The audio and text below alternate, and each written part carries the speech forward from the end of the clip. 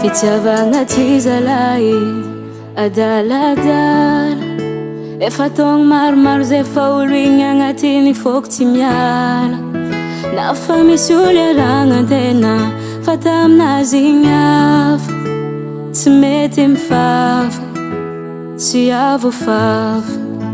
Tsy midika lena mezan-Jagnahary zio tsy tiagna fa taminazy niavake. Na somary makararary fô izy io fa za ndraiky mivavake. Mahitany mevanao agny, mahitany tsara, ho lavitry tomoagny anao baba tsara, matoa tsy tafiarake. Dika zegny tsy anjara,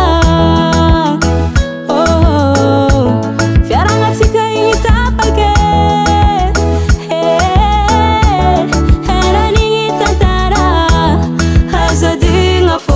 Mbola mitepampo igny, ko mbola velogno egny zaho anao tsy adigna. Azadigna fôko ty mbola mitepampo igny, ko mbola velogno egny zaho anao tsy adigna.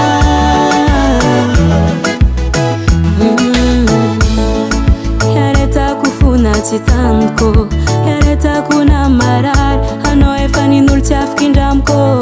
Atsika tsy natamban-Jagnahary, beka sy fagnomezan-tsigny fa lahatra raha jiaby igny, lahatra izy igny. Tsy haiko asanao agny mbô karaha zaho, fagnaranao tsy afaka ampoko, koa ny fagnireko azaho, ankilanao igny za midoko baby.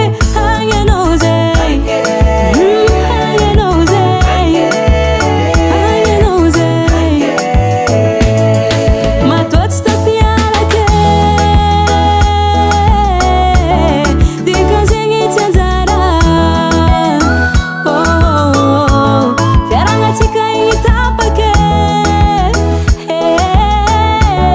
Eran'igny tantara, azadigna fôko ty mbola mitepampo igny, ko mbola velogno egny zaho anao tsy adigna.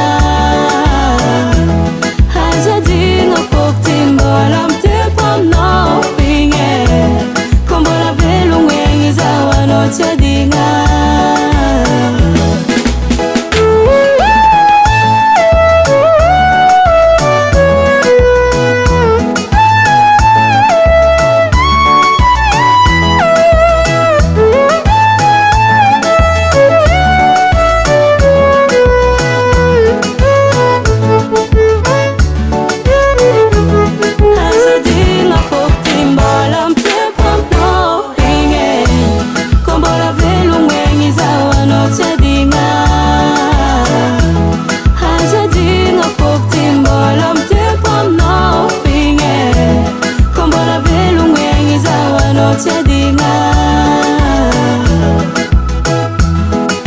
Hasa tangan Henay Music.